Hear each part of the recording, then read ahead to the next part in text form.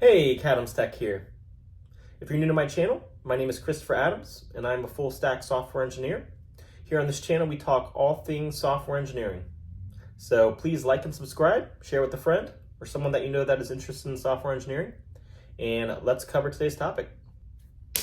Okay, so tip number one, have a strong interest and desire to learn code.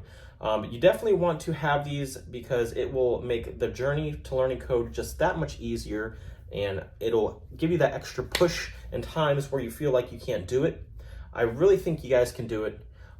So just stick to the path, try to learn something new every single day, even if it's just one small thing, and it'll pay off in the long run, I guarantee you. Okay, so tip number two, focus on the fundamental concepts, the building blocks of becoming a developer. If you're doing web, I would strongly encourage you to focus on HTML, CSS, and JavaScript. You may even want to consider picking up a front-end framework such as React. It's a very popular choice, and it's a safe bet in today's day and age. If you want to do more of the back-end route or full-stack route in tandem, there's many frameworks and programming languages to choose from. I've personally used, PHP, C#, JavaScript, TypeScript, CoffeeScript, a lot of scripts, but also Python, and I've dabbled in C and other things of that nature. But really, I would say pick one, stick with it, grind it out, and you won't regret it because a lot of the skills that you're going to be learning are transferable. So if you learn some concepts in programming, those same skills will be transferable to another programming language. If-else statements, switch statements, for loops, while loops, functions, classes, the sky's the limit. So do this and stick to it. Don't hop around too much. Try and focus and grind and learn a language inside and out to the best of your ability. And I promise you, you won't regret it. Tip number three, I would strongly encourage you during your learning process to build a real project. You can build a project that you think might be useful to yourself or others. I would strongly also recommend building a project for a friend or family member, something that they might be interested in. Or you could just start your own freelance. You could approach a small business. I've personally done this as well. Walk into a pizza shop, walk into some kind of restaurant shop or store or something that you may have some expertise or experience in. Not necessarily expertise, but perhaps you've worked at a restaurant before. Perhaps you've worked at a clothing store before, and you know that domain. This will help you along the journey of trying to not only learn, but build something that you're familiar with. So you can, say you worked in the clothing store. You can approach a clothing store and say, hey, I see that your website doesn't look that great, or maybe it could use some updating. I'd be happy to do that for a smaller charge. Jump on it. Don't bite off more than you can chew. Try and build something simple and make some money during the process and learn and interact with real clients. Tip number four.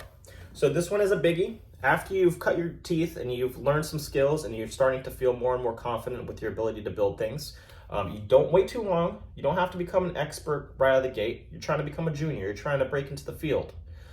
You would want to network. Network with other developers in your area. Network online with other developers.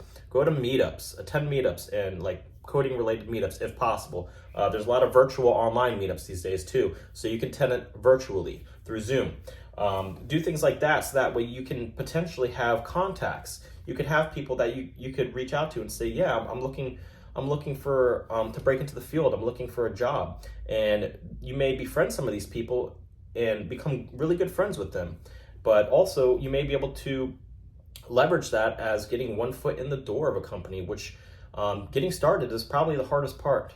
So you already have a leg up. You already have someone or many people that work as developers, and this is a very, very powerful tip here.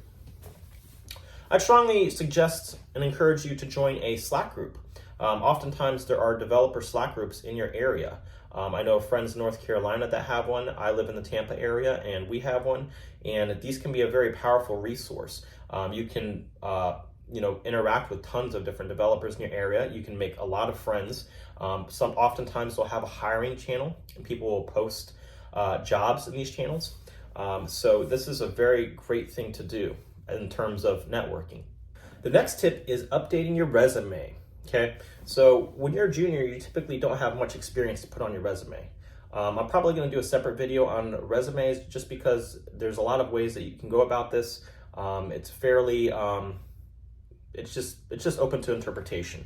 The key things I would say is to make sure that you list the skills that you feel fairly comfortable with. And as a junior, these will typically be HTML, CSS, JavaScript, any backend languages or frameworks that you would want to list on there too. Usually Git's a good thing, and maybe some design skills if you have them. These are great to have. Outside of those, list down below maybe some freelance work that you've done, or maybe a project that you would like to showcase and explain a little bit about the project. You know, say you did something for a friend or family member, put a time period as freelance. So just do, you know, however many months it took you, from May to December, right? And then basically list out the project that you worked on and describe it in detail. Describe what it is you did with those technologies. What features did you build? What part of the application are you most proud of? And go in a little more in depth of what you did. Okay, so the final step is to actually apply to jobs. You have the skills, you have the resume, you have the networking taken care of. Now it's time to start applying for jobs. Even if you think that you're underqualified for these positions, there is very seldom a case where you have all of the skills that are listed out on their job description. Even me, even to this day, there are tons of jobs that list little technologies and things that I've never used before, and I don't let it hold me back. Oftentimes you can learn these on the job. As long as you have the core stack of what they use, then I think you have one foot in the door a lot of the time, and you can explain some of your experience. You can talk about some of the stack that you've used that they use.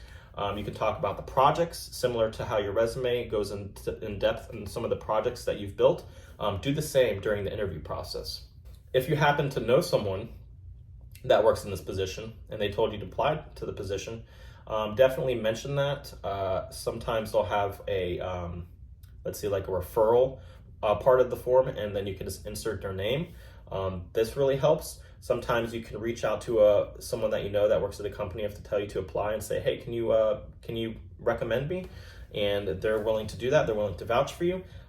It's very, very powerful if you can do that as well. So I put this video together really quick, spur of the moment, right off the top. I hope you found these tips useful. I do have a longer, more in-depth video called Become a Dev in 6 Months that I highly encourage you to check out. I break everything down into more granular steps, and I go into far more detail. Please remember to like and subscribe, share my video, and thank you guys so much. Until the next one.